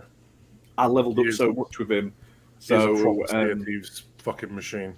It is a good laugh. I think we should do a stream where we all play it like a four-man crew. It's play with Fabio because he hates it. Like you don't do it right and you mess about and he gets proper shitty about it. It's great. I think that's where the fun from Sea of Thieves comes from. It's just the fucking about with your mates. I mean, I played it at launch, Redders, and I get what you mean, but I still really enjoyed it when it came out. I haven't played it as much recently. I have hit Pirate Legends. So I've put in a decent amount of time into it. And a lot of the stuff that you mentioned there, Ash, sounds pretty good. A lot of quality life improvements, which I think the game really needed. Obviously, that comes off the back of the PvP changes they made not too long ago as well. And it's become Xbox's arguably the most successful IP as of late. To be honest, it's a game that goes from strength to strength each year and each update, and not many games that Xbox can rival. Adding to it and expanding it over sequeling it, and I don't think it will get a sequel. I think for the entire gen, they'll just keep updating it. But with the joy it's got though, in the future, there's xCloud, so you might drop the past machines, but they can still play it on the cloud and stuff. So you never truly you don't lose it by going to the next gen and stuff like that. Obviously, there's backwards compat and stuff, but like if they bring new features to it in the future, when like the next gen that they can't run on like Xbox One people, if you're still playing on Xbox One, then you can play it on the cloud and stuff, so you can still enjoy it in a way. Yeah. I think it's great. But I think they should do more like the Sea of Thieves Pirates of the Caribbean thing was great. I really enjoyed that. Bar the growing pains where they opened it up and you would just get ganked and stuff by people at launch. The story and everything, and the way it linked in with pirates, and it had like all the sort of greatest hits from the Pirates films, was great. But they need to do that with other IPs as well. Like either one, do another Pirates thing because they leave it open at the end for more, or two, go into something else like One Piece. They've got a pirate ship. Do that. There's loads of pirate IPs out there that you could maybe sort of link in with and stuff like that. It doesn't even have to be a pirate IP. It could be something to do with a certain island. You could do a new island appears and it's linked to something else. Tortuga. Give us Tortuga. Anything though. You could just literally, you could have Master Chief show up or Cortana, but it's like more Sea of Thieves based. They could do all sorts with it, and that's what I think. That's where it will strive when it does more sort of known events. I mean they've obviously gone quite heavy in a lot of the story stuff with the Tall Tales. To add a little bit more of a single player story driven type part of the game. I agree though. Ash, the Pirates Life expansion was amazing. I would love to see them do a little bit more of that. I would just like to see them in general expand the map maybe a little bit more. We got the what's the area, the lava area called again? I can't remember what it's called, where it's like going off and there's fire. It's really like that good. came fairly early, and I've always thought, surely they're going to introduce like a frozen area, something, that contrasts that maybe on the opposite side. It would be good to see them do that. They're sort of retweaking older areas, like they've just done Golden Sands because of story reasons. But it feels like it's now become what they always wanted it to become. So they're sort of remastering like the old islands and stuff to make them more suitable for like future. And I think once they've got through that, they've put those like those forts, the damned and stuff, those like little floating forts you can go in and fight your way through, get all the stuff. I think once they're finished with that, they'll then start expanding outwards. But I think they can only do so much. And I like that they're sort of making everything look a bit better and more lively and giving you all these extra things to do. But it now feels like a complete game, whereas it never used to. Like you can now own your own ship and put decorations on your ship and stuff inside, which is cool. But that should have been there at launch, in my opinion. Yeah, I agree with that. The only thing that they've not done yet that I really wish they would do is give the ability to switch your ship in terms of size mid-session. Yes. So I'm at the port now, I want to switch to a galleon. Previously I was in a sloop or a brig, because it's a bit of a pain in the arse when somebody else wants to join. You can't just recruit people because you've already got your 2 or 3 or whatever it might be. I would love for them to introduce that. But otherwise they have introduced a lot of really, really good quality of life improvements. So it's I good also to think see. there should be a better fleet system, so you can jump on with your friends. Like if your friends are on, you can invite them into your server, and you can actually set up proper fleets. I just feel like that would be cooler. They've literally said that, that's one thing they are doing with this one that I didn't mention. They're now scaling instances. So do you know those like the people that were on the beach under the big fiery red heads and stuff like that, and the ghost ship armadas and stuff? They're now scaling to the size of your crew. So if you're on your own, that's good. It'll be easier. If you're 2-player, they'll be easier. 3-player, etc. So why can't we have 2 lots of friends play on the same server in a fleet and make it even harder? There's no reason you can't. Man. How toxic would that be though if you had 2 brigs marauding the map and they come across a little sloop and they just terrorize the little bastard? This is another reason I think they should have maybe private servers or like no servers where they'll never do that though, mate. Will they? They'll never do it. Be amazing for like creators and stuff like that, like having like they do with Minecraft. Minecraft thrives because you can have your own private servers and you can do exactly what you want on these servers. Why can't Sea of Thieves that? They mentioned they were going to do creator servers, but they weren't going to allow you to earn anything on them. You wouldn't get any XP, which defies the point. Like no one's going to go on a private server to grind skeleton kills. The only thing we want is we want to go on these private servers with friends to do the fucking story missions without being griefed by dickheads. That's all we want. Yeah. Even if it cut off all the rest of it and you could only do, it was like a Tall Tales server, you could just do the story missions and that was it, I would understand. But it's going to be like a question that will last for eternity, like a debate amongst the community as to whether you should have like PvE servers. It's not Sea of Friends, it's Sea of Thieves. You know what it is? I know, I kind of get it though, because like a lot of the best experiences I've had from that game have been like that emergent, like things that I've come across that I wasn't expecting, where I've either fought someone and chased them across the map and been chased across the map and finally got rid of them, or maybe we've teamed up with another group of players that to take on something, or like we've come across like a brig griefing a sloop, so we've come to help the sloop and take out the brig. I love that aspect. Like when I'm playing like just for fun and stuff, it's great. It's just when you're trying to do the story missions and you've got to literally leave your boat to get like books and stuff. Yeah, I know what you mean. I feel like they should be. I just think there should be maybe some protection in those areas or something, even if it's just on the island. Like it knows you're on that quest, so when you're there doing that quest and you get off to the island to do the story mission, it makes that island an instance just while you're on the island, so you can't be griefed or something like that. I don't know. There's got to be ways though. Yeah, I get you. I think the problem with that though then you're left with just the people who want to, and maybe that's a good thing. Just you get people in servers who only want to grief or do PvP, and you don't get that like variety or those moments where like you because you come across someone and see thieves, and part of the fun is right, are they a dickhead or are they not, basically. And that there's like a little dance that goes on there.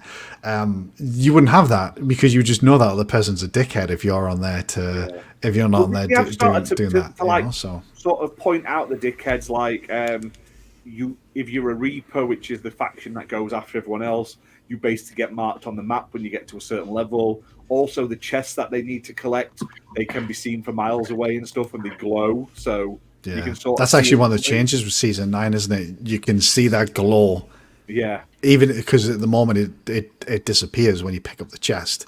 Yeah. But they're keeping that in. Exactly. You're going to have that beam coming from your ship basically the entire time. Like I say, when I'm just playing for fun and just for a laugh, I have no problem with the open world fighting and the unprecedented nature of what's going to happen.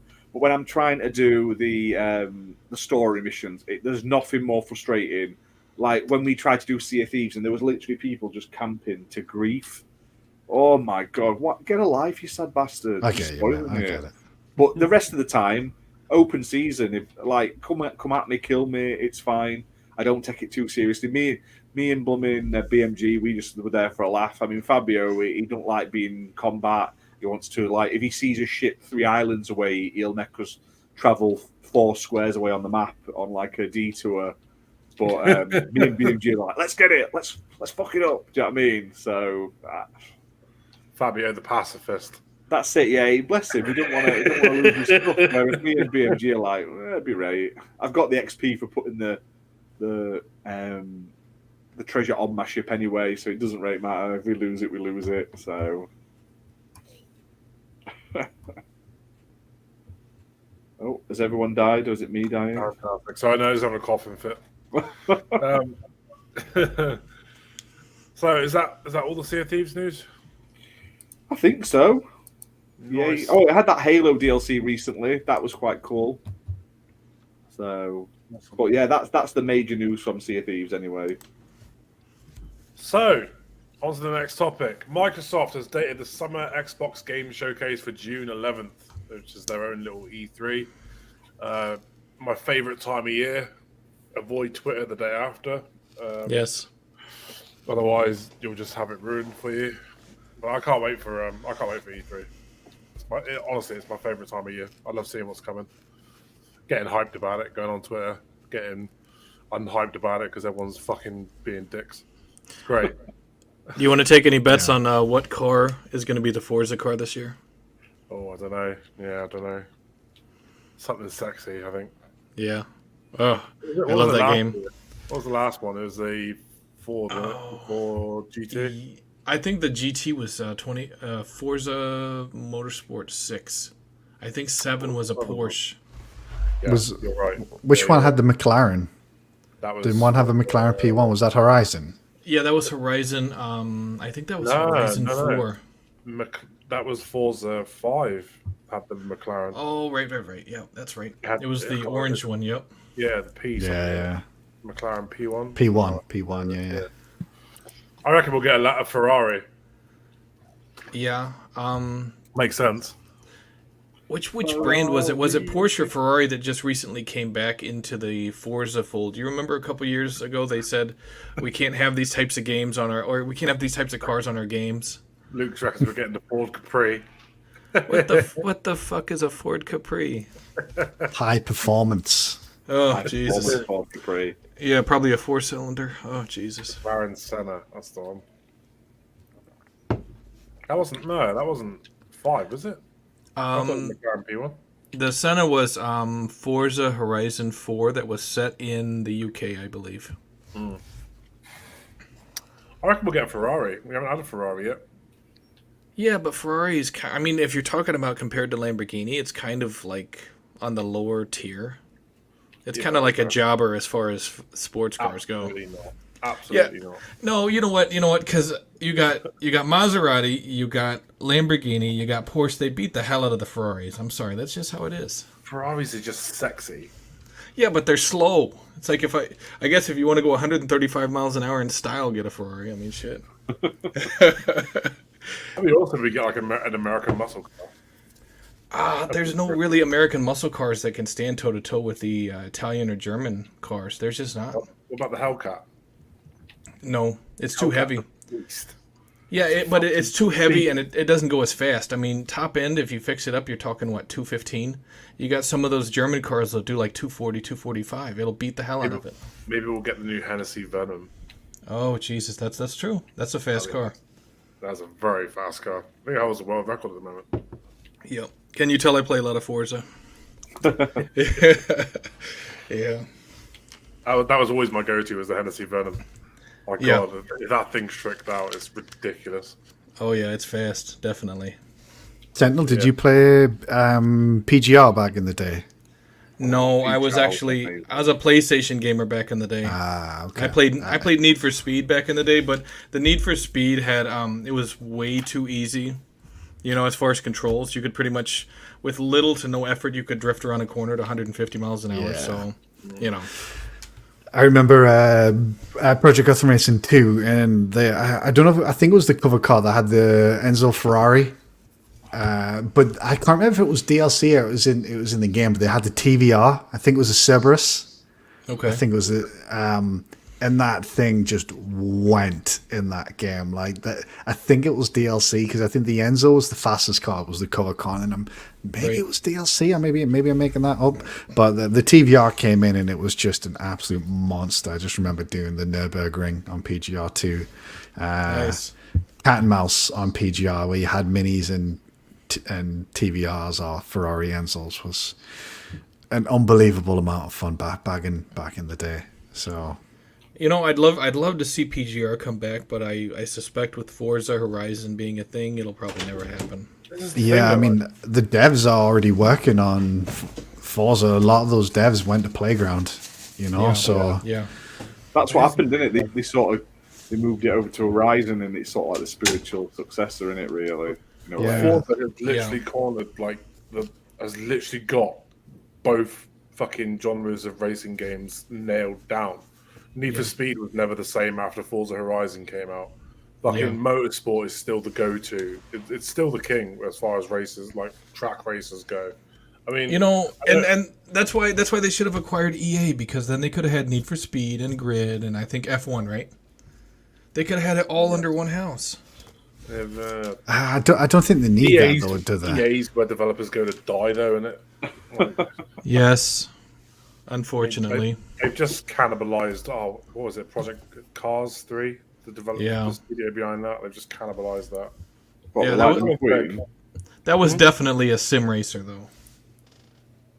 Yeah. Sorry, I'm trying to fucking keep up with chat as well as the show and stuff. Right, next topic. We're going to be here all fucking night. So, according to the rumor mill, GTA 6 is targeting a holiday 2024 release with an announcement expected this year, claims an insider. It's a rumor, so could happen. Probably Is won't. that like the rumor that Microsoft, Sony's buying Take-Two? Oh no! Don't go there, Ash. I'm sick of seeing that guy's fucking face on Twitter. I'll tell you what, it needs to happen soon, though, don't it? I mean, fucking hell, it's been what, 10 years since GTA? No, more than that. 11 They don't years. need it though. They're making all that money from all the silly people on GT5. Did you see? Did you see the UK games chart report for 2022 that came out last week? No. GTA 5 sold like 800,000 copies in How the UK low? alone last Who year. still hasn't played it? Yeah, Like, bearing in mind the best-selling game was like FIFA, and that had like 1.2 million. So like it wasn't that far off one of the best-selling games. The best-selling game. Sorry, I do remember BMG saying he was buying like a copy for every single console he owned. So there you go. I mean, So what it is basically is the shot cards. It's cheaper to buy the version of the game and get the shot card that comes with the game than just buy the shot cards. It's basically my understanding. That's why Rockstar has made like $8 billion from GTA Online. It's fucking ridiculous. Yeah. I remember GTA 5 made $1 billion in its first week of being on sale. Yeah. Could you imagine how much that game's made over the last 11 years? What's it, like 160 million copies or something now? Yeah, something like that. I just don't get it. It begs the question. It begs the question. What other games have come out from Rockstar? Hasn't been any. Just RDR2? Just Red Dead. Yeah. And that's it. But then they shit on that community. They didn't even care about them. Because it wasn't making the big bucks like GTA Online was it? Yeah. Yeah. So that's unfortunate. They're saying that some portions of the game might be held for future DLC if they do push it out for 2024. Yeah, it's funny you mention that though, because they didn't bring out any of the story DLC for GTA 5. Yeah. Unless they're going to turn it into online only. Wouldn't surprise me if GTA 6 is just an online only game, like with the way they made so much money. Yeah. I don't think it will be. nah. It's horrible to think. I doubt it will be, but there is a world that exists where GTA 6 is just an online only game, and that's scary thought. Do you guys remember when the news first broke and they were remember all the leaks that came out about GTA 6? Some of that was that they wanted it to have an evolving map, kind of like Fortnite. Yeah. And so it's like them delaying this, so it's going to be DLC. That might not even be new news. I mean, it's new to us. But they may have been planning it this whole time and said, hey, we'll evolve the map and we'll start including these other areas. But they were already planning that, back whenever all this stuff leaked. So it's just people are like, what the hell? But it's like, it's not necessarily the case that it's going to be DLC that's going to cost you an arm and a leg. It might be $10 to open up a huge area, which isn't bad, I'd be all for that. I'd prefer that over how they're doing online now. Yeah, definitely.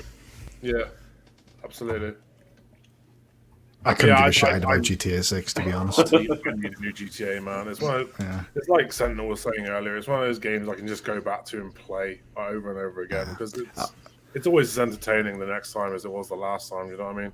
Yeah. This might be controversial, but I think Rockstar is the most overrated developer on the planet. I literally don't like anything that they release. The best game that Rockstar have ever released is table tennis on the Xbox 360. You wash your mouth out, sir.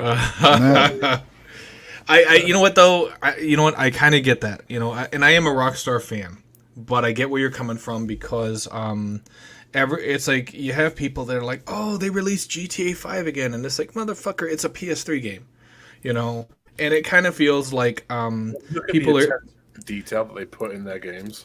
Yeah, the they're skilled, but they also deserve a lot of criticism for the shit that they've been pulling since the release of Grand Theft Auto 5. So it's like while I don't think that table tennis was the best they ever made. I do get criticisms against them and some people feeling that they are overrated because the way they've been handling their fan base is just it's despicable. It's fucking ridiculous. I saw something on TikTok the other day which I never even noticed playing the game myself. Apparently in Red Dead 2, they're literally laying down railway tracks throughout the entire game. Like there's this. They're hammering the nails. You see the individual nails being hammered in for the railway track, and they work their way down the railway track the entire game. I just thought, like, that sort of attention to detail is why they're one of the best developers. Yeah, I mean, obviously, I was being a little flippant with that comment. I understand that, but I just don't think the games are fun.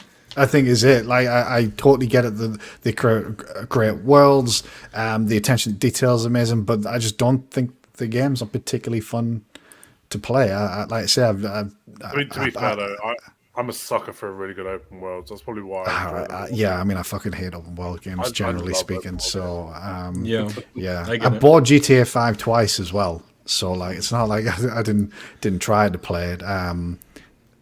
Yeah, you know what it is? I bought it on the 360, and I was really excited to play heists, and they didn't release them. So I bought it again on the Xbox One, still didn't release them. Fuck them. Yeah. I bought GTA 5 twice, and the heist didn't come out in that time. So yeah, they're just not for me personally. I don't get it. Like, I don't get the hype personally. So yeah, and I you know what, I get that because it's like Rockstar Games it's like you look at things like the heist that they were supposed to do. You know, you look at the casino that was in the single player game that was supposed to be accessible in single player, never happened. You look at the DLC that they were supposed to release. It got canned in 2015, I believe. It was Frank and Lamar, and they were supposed to navigate a completely overrun, zombie-ridden San Andreas, where Trevor was actually going to be a zombie. They should can that instead of GTA Online because they're basically printing their own money, you know? And the whole thing about not liking open worlds, I get it because some of them are just so damn big. You're like, I just don't have the time to explore this. And a lot of people actually prefer a more linear experience where there's a story from start to finish, where there is an end game rather than just a huge open world that you just fuck around in for like, you know, days or weeks. I get it. Completely understand. Yeah. I'm looking forward to it. I need one in my life now. I might even go back and play GTA 4 after this conversation we've had tonight. Yeah. I mean, look, it's going to be the biggest game in the world when it eventually comes out. There's no denying it's going to absolutely blow up. So just hopefully they do a good job for, you know, people who are fans of it, and they don't focus too much on the online side of things. So I think that'll be pretty shit. Yeah. I still remember the way that GTA 5 made me feel the first time I played it. I was fucking captivated by it. It was just such a good game. Blown away by it. Especially when you have those gaming sessions where you turn off all the lights, it's just you and the TV and headphones in the game. I mean, that's how I play them. It was just such a fucking vibe. Yeah. It's the same vibe I got when I was playing Fallout New Vegas. In the dark. My biggest complaint against GTA 5 is how many of those missions, Redders, do you do where you don't get paid a goddamn thing? You know what I'm saying? Like almost every other mission. And it's like, Rockstar, you don't have to be stingy with the in-game currency, man. It's not like we're spending your fucking money.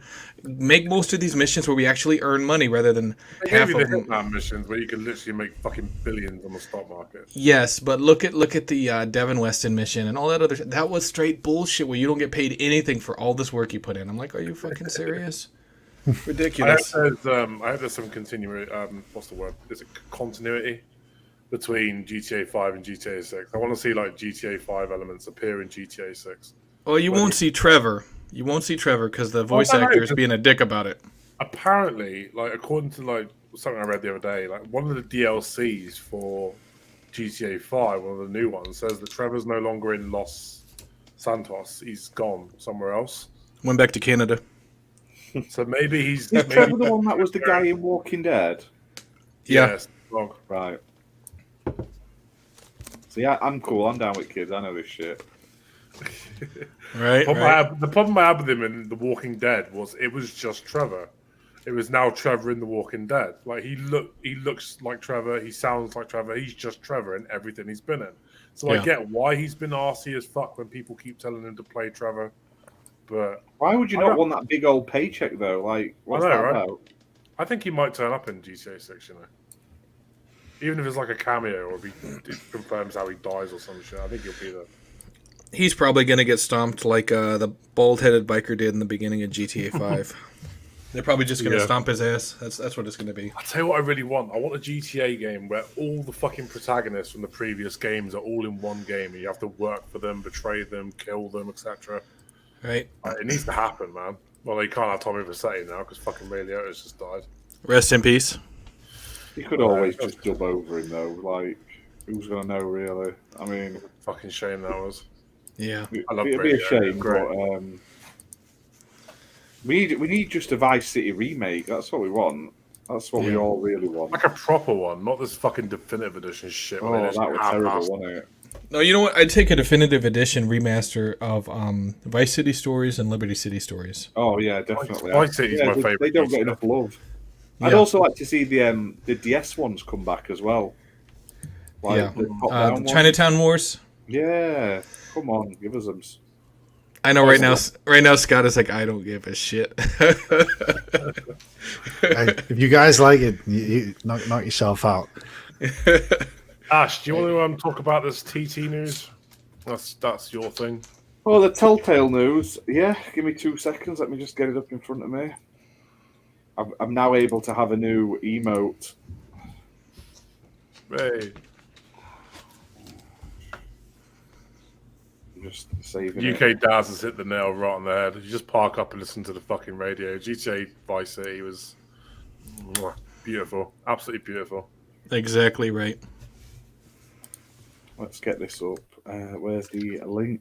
So this has come out today, hasn't it? Yesterday about Telltale, which is a shame. Apparently they've cancelled a ton of projects. So this is Telltale Games, obviously one of the teams that are owned by Warner Bros. And apparently they've halted development on a new Batman game, as well as Lego Star Wars The Skywalker Saga DLC, as well as cancelling numerous projects as it focuses on a new Lego Harry Potter project, mainly because Hogwarts Legacy did so bloody well. They're like, let's shove it in there and do more. Although it's not a big deal about the Skywalker Saga DLC, because all the DLC they've pumped out has just been new costumes, no new actual levels, just more and more characters, which I think is pointless in my opinion. But hey, so the games they have cancelled, and this is apparently from Nintendo Life, so check out their site if you want more details. They'd spent 4 years working on a Lego Disney game codenamed Project Marley, which basically combined characters from numerous franchises like Toy Story and Pirates of the Caribbean. And it's basically been canned off because of Disney Dreamlight Valley coming out and doing so well, and it's a similar project sort of concept. So that went down the shitter. They've also cancelled a Lego Guardians of the Galaxy game, which has supposed to be in development for 18 months, as well as a mobile port of Lego Worlds, and a non-Lego shooter based on many Warner-owned IPs that was named Project Rainbow Road. So they've all been cancelled. They've never been announced, but they've apparently been working on it for a long time. And now they're working on a new Lego Harry Potter project, and that's taken precedence over a new Batman game and Mandalorian DLC for Lego Star Wars The Skywalker Saga. Now, they're not cancelled, they're just on hold. But if they're doing this new Harry Potter game as the main priority, you're never going to get any DLC, because by the time they're ready to do the DLC, it'll be past sort of interest point. Although I say that Dragon Ball Z Kakarot game has just had yet another bit of DLC announced for it as well. So obviously there is some interest in it. Do you know what I mean? So who knows? But yeah, so what do you guys think to that? I'm a bit disappointed. I'm all up for a new Lego Harry Potter game. I honestly thought Telltale died years ago. I didn't know they were back. They did that new Skywalker game last year. It's in Game Pass. I thought they got bought out. Not Traveller's Tale. I'm saying Telltale. Traveller's Tale. Telltale for ages. Credit to David Cohen in chat, who pointed that out a few minutes ago. Yeah. You've just let me go on and ramble on for like 5 minutes. Not one of you went, Ash, you're saying the Well, word. I mean, we all figured you knew what you were talking about, so we're like, yeah, that sounds good. Yeah, close enough. I was like, he's a professional. He knows what he's saying. Telltale Games are also delaying and cancelling all their projects, so it's just TT in it. It's just what it is. But I like Traveller's Tales. They've made some bloody good games over the year. I'm actually sad that their non-Lego game has been cancelled because I'd like to see them do a non-Lego game again. They used to make great non-Lego games. I'm trying to get a list of what they used to do. Because before Lego, they made stuff. I say great games. They made Toy Story 2 for Activision, the one of the best tie-in games ever. They made Muppets Race Mania with Midway Games on the PS1, which is an awesome racing game. They did Crash Bandicoot Wrath of Cortex with Vivendi. They did loads of tie-in games. They admittedly also made Sonic R, which is a arse of a game. But hey, can't have everything. Super Monkey Ball Adventure with Sega they made. They did some of the Transformer games, like on certain systems. And then they're getting acquired by PlayStation, definitely. and then they went into the Lego mine in sort of 2007. They went into the Lego mine and never came out. Literally, just Lego game after Lego game after Lego game after Lego game. So yeah, but I mean, it's like Lego even has their own toy store. They're basically printing their own money. So Lego video games are obviously going to sell a lot of units. Yeah. So I'm disappointed, but also, like I say, go where the money is, I suppose, don't you? So yeah. What are you gonna do? But yeah, Traveller's Tales, not Telltale. Telltale are the people that made the Walking Dead game and Wolf Among Us and the Batman game, and then they went into bankruptcy, and another company bought the name and some of the IP, and then some of the IP has gone elsewhere. It's a very, very confusing saga. Telltale. Bit messy, mate. Yes. Well, Did they make Mickey Mania? He says, yes, they made Mickey Mania, the timeless adventure of Mickey Mouse on the SNES, Sega Genesis, Sega CD, and a PlayStation. There you go, Fimber. There it is. Well, I'll tell you what, I think that comes to the end of our show. We've got no other topics unless you guys want to talk about something. Did you know that studio you were talking about all these cancellations? They were going to make a Guardians of the Galaxy Lego game. Yeah, it's disappointing, isn't it? Although you could stick them in a Marvel game, really, couldn't you? And it'd be fine. So yeah. You've got Oak to talk about, Jim. No, he's just sad, just sad. He just wants it to be over. He just wants his decision. You don't want that Xbox. You don't want that COD deal. He just wants the Activision to be killed. Right. Shocking. I can't believe you would actually fucking say that. Like, it's just PR nightmare, isn't it? Well, God bless Lulu. I think he was anticipating that if he put enough pressure forward that it was going to kill it early. He didn't anticipate it would go out this long, or that a lot of what he said was going to come out. And now that it is, I mean... The EU seems pretty happy with it at this point. So. Well, yeah, because they included everybody but PlayStation up to this point, They're even going to put them... They're going to put Call of Duty on Nintendo Switch and set those little consoles on fire. It's going to be crazy. It's going to be weird. Like, that's the thing. It's been really weird with the CMA and how Sony's been. Because, like, the EU are pretty much over it. Like, oh, yeah, we're okay with that. But Sony just seemed to be leaning really heavily on the CMA. Yeah. Like, it's just... And they're listening to them. Like, without even reading the evidence or fucking checking the actual fucking... You know what I mean? It's almost like they just believe them on fucking merit alone. Yeah, actually, like they don't know nothing about the industry. It's just weird. And it's really like I don't know much about the CMA, but like an organization that would be similar in the United States is going to have, it's going to kind of have oversight where they can't just get away with being blatant towards one side, So it's like, what do they have? It's like what can Xbox possibly do to override the CMA's blatant bias towards against Xbox for PlayStation. I mean, it's like, do they have any recourse? I have no idea. We need Bobby Kotick to speak about how fucking the UK is going to become Death Valley. Yeah, that's it. Yeah, we need more Bobby Kotick kicking up Silicon a Valley. shitstorm. It'll be Death Valley, and if you don't let me be bought by Microsoft, I'm going to kill you, because that's what he likes to do, doesn't he? So yeah, he was pretty pissed. It's like, Jesus, calm down, guy. All right. Get them both drunk and get him in like a pub somewhere. Watch Bobby Kotick go all out like some sort of drunk chav man. Do you know what I mean? Your wife beater. Yeah. It'll be amazing. Wow. Yep. Pay per view it. We're making killing. Put it to charity. We need a Bobby Kotick versus Jim Ryan bum fight. That's it. Yeah, exactly. Get I them don't their know. shirts off with a few pints in them. Let them fight it out. Jim Ryan looks a little slender. Bobby Kotick looks a little heavier, so I think he could take him. Yeah.